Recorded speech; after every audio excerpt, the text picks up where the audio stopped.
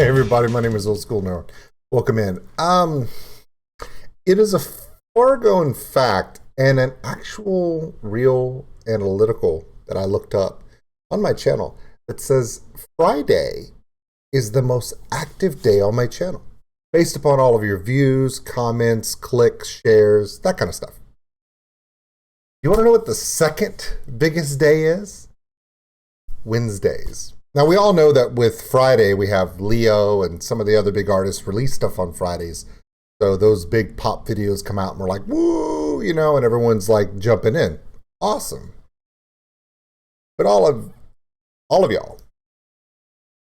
y'all sick up here. Because apparently Wednesday is your favorite, is your second favorite day. Why? What the hell? I don't know. Yeah, I do. Yeah, I do. What the hell Wednesday? Jens Westbacka says, Igorrr, I rolled my R.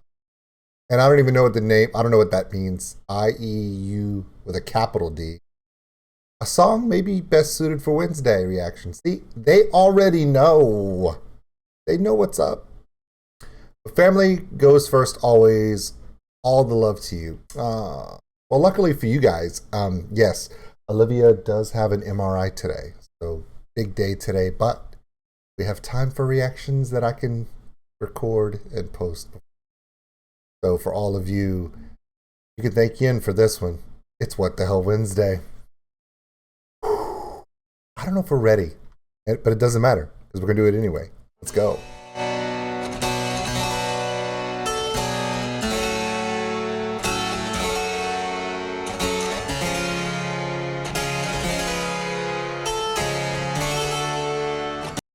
You don't hear a lot of intros by Hopsichord nowadays.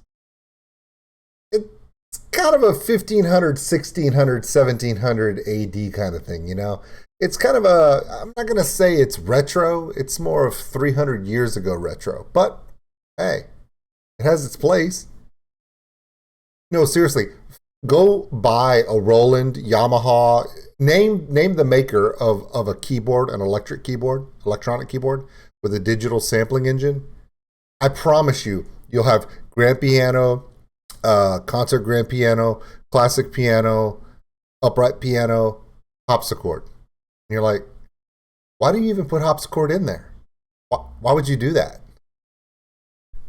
This is why. This is why.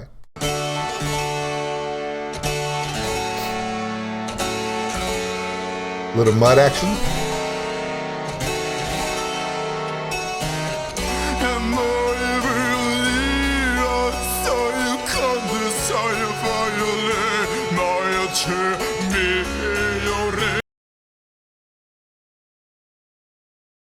The fuck, Richard? I don't know, but I do know this. This guy right here looks like an extra from Vikings, right? And the production wrapped for the day, and they left, and he was like poised in the mud for like a battle scene. And when he came out, he's like, "What?" And he realized he missed his ride, and he's kind of upset about it.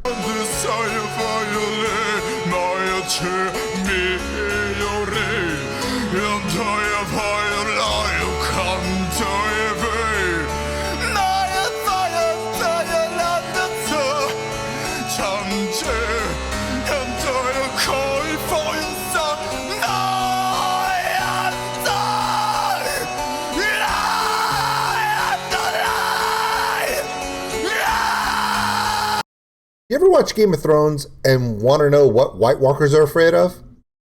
I mean, all the humans are afraid of the White Walkers. You ever want to know what the White Walkers are afraid of? That guy, right there.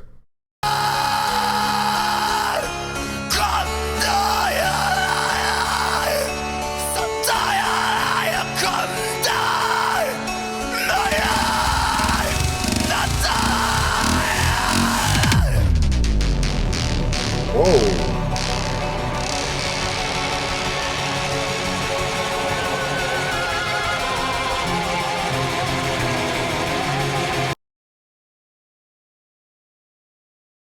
Is this electric guitar made out of a tree trunk. Look at the wood texture on that. How legit raw is this? Oh my God.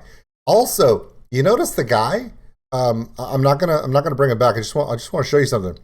This guy's beard, his beard braids, make Leo Maracchio look like a punk bitch. Have you noticed that?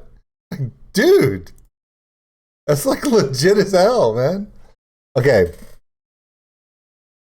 When it comes to the connection of ancient culture, mythology, and the culture of Scandinavia and the different Scandinavian bands and how they project it, I don't know of any other culture that comes close. And that's including the Wagaki band from Japan. But when you're talking about taking your mythos and putting it into your song, okay, Alien Weaponry from New Zealand, awesome. Maui people, that great. Their entire theming of their band is based upon that. Okay, the ieuD band, representing the Mongolian hordes every day. But there's something about the Scandinavian bands, and I'm specifically mentioning Iceland, Norway, Sweden, Finland, and Denmark. Germany does it too, but I'm referring to Scandinavian bands. They take this mythos, integrate it into their music, way the hell out there, like beyond. Okay? You have Nightwish over here telling amazing stories, the ultimate storytelling band, right? You've got Sabaton in Sweden, the ultimate historically accurate band. Then you've got all these bands here. It just, and you have like Ghost, and you have so much like, and a lot of the dark Dungeons and Dragons level 20 Lich King dark metal bands from Norway, Sweden, Finland, Iceland, that stuff, right? They all have their place. But for me, one of my favorite things is when the mythos, I'm gonna call it mythos metal. Because I can't think of anything else to describe it, because it really only exists in this part of the world, where they take the mythology and they take the mythos and they integrate it into not only the visuals, but the words, the meaning, the theming, all of it. And yes, does it belong on What the Hell Wednesday? Yes. Because if you've never seen it before, you are literally going to go, The fuck, Richard? But if you, once you see it the first time, or for me, the first minute or so, I'm like, I'm in with the mythos metal. I'm just going to refer to it as mythos metal. Now, I'm sure in the comments, all of you are going to correct me and tell me it's not called mythos metal, man. It's called blah, blah, blah, blah, whatever. Okay? It's probably not called blah, blah, blah, blah, whatever. It's not called that. But I'm referring to it as mythos metal. When you have a Scandinavian cultural point or a mythological being or idea or theme, and it's incorporated into the video, not just for a visual, but for an entire aesthetic. And it's not just some made up shit. Okay, we've all seen the made up stuff. That's easy.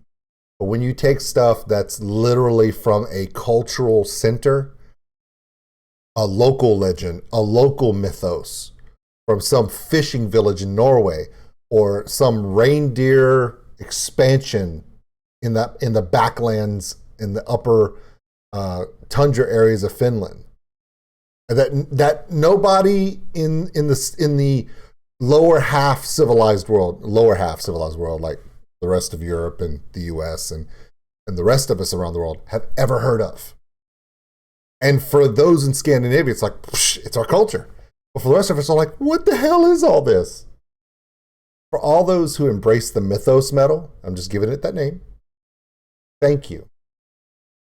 Because who knows if we would have ever gotten to see something the story, to experience the legend, the mythos of your metal. Okay, I've talked for like 5 straight minutes. I'm gonna shut up now. Let's get back to the tree trunk guitar. No, bring that up. It was cool. Yeah, see, look at it. It's freaking awesome.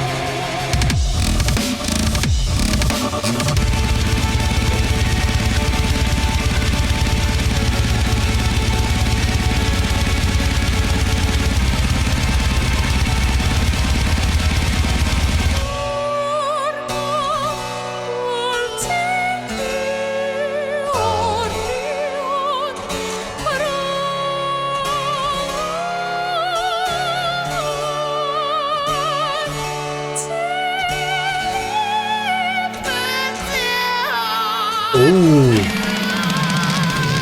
Okay, to the people in the mud. Okay, you see them dressed in normal, age-appropriate clothes. Not age as in years of human life.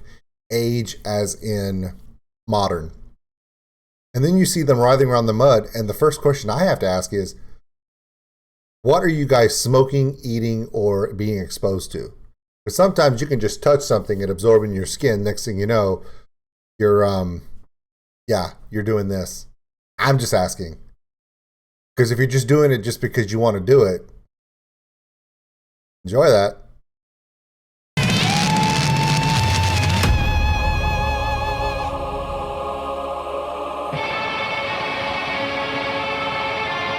I love this guitar, man.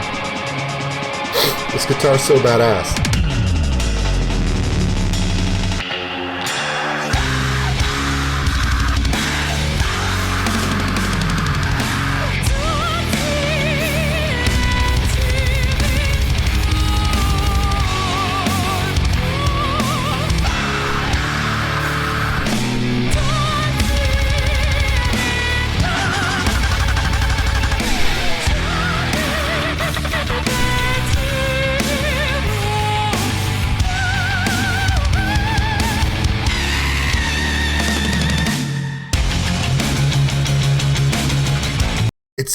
Okay, number one, again, love this dude's MacGyver, Home Improvement, HGTV, This Old House, Demo Day from Fixer Upper guitar. Yeah. Okay, the female singer, okay, she has this persona where she's wearing, button-down shirt, skirt, office attire. Then she's into this sleek black ensemble, like an opera performing ensemble. And then she's rolling around the mud. And I don't even know how much of it she's going to actually get out of her ears. There's a lot of mud. But it's like 3 levels of degeneracy. But here's the theming. Which one of the 3 is the degenerate? Normally, our psyche would say, okay, well, she's going from the office conservative attire, the performing attire, and then it goes down into the mud. What if the primal mud is the freedom of expression? And as you go up towards the conservative attire, it's the compression of the energy. Because she's not, when she's singing dressed in the modern attire, she's all having to stand straight and just sing. When she's in the mud, she's just free to just... See? See what happens? Double shot. Everyone's like, old school, shut up and let the song play. Just shut up and let the song play. And I'm like, I can't help myself. Sometimes I have the coffee first, and this is what happens.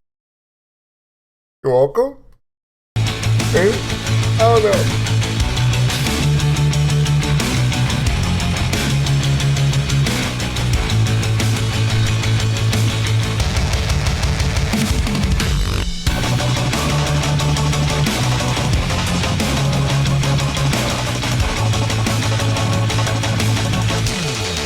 You know when I said you really gotta appreciate this mythos metal where they take the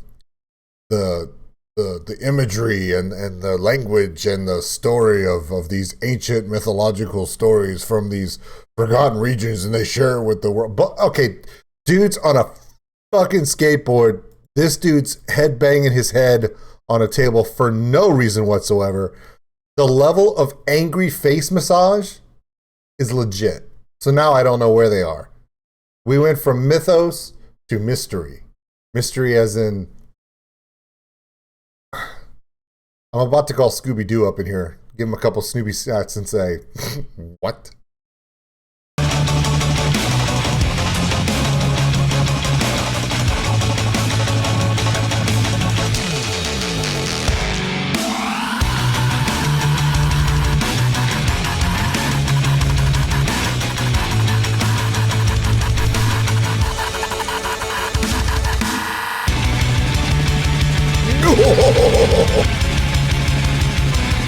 That's one hell of a windmill. Okay, everything I said in the first 10 minutes of this video, please ignore it. Apparently they were just fucking with me.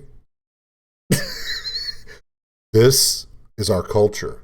This is an ancient story of mythological theory that existed long before metal music existed, and we're going to share this story with... No, we're going to roll around the mud, scream in the forest, wearing a bunch of paint. We're going to freaking suicide dive while somebody aggressively massages our face, and we're going to have a bandito dressed up like Clint Eastwood, poorly dressed up like Clint Eastwood, riding a skateboard. You know what? Now they're just messing with me. And I kind of like it. Battle chicken.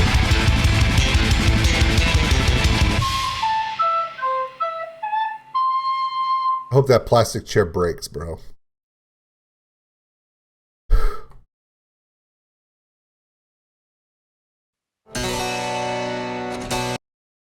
And just when you think that this video can't get any worse, it ends with him looking at a giant cock in the corner.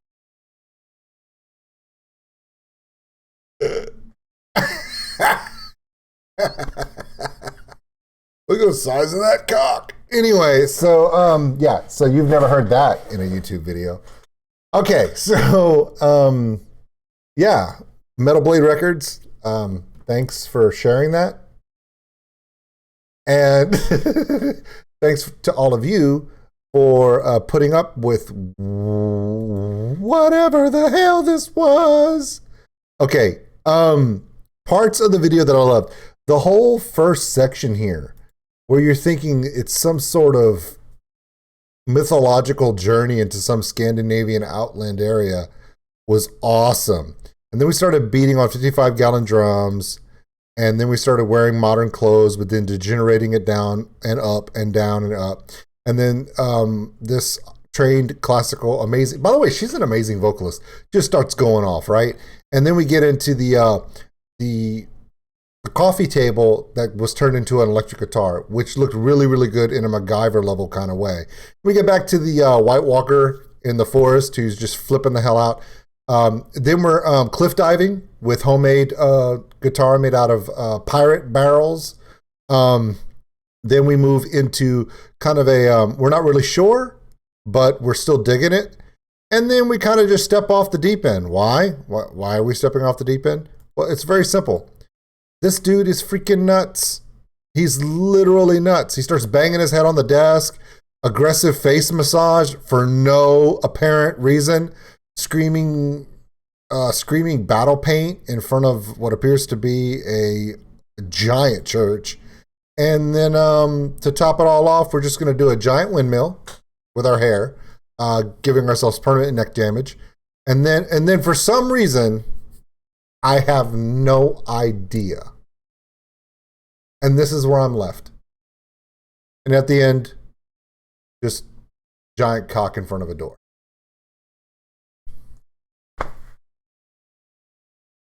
What the hell, Wednesday?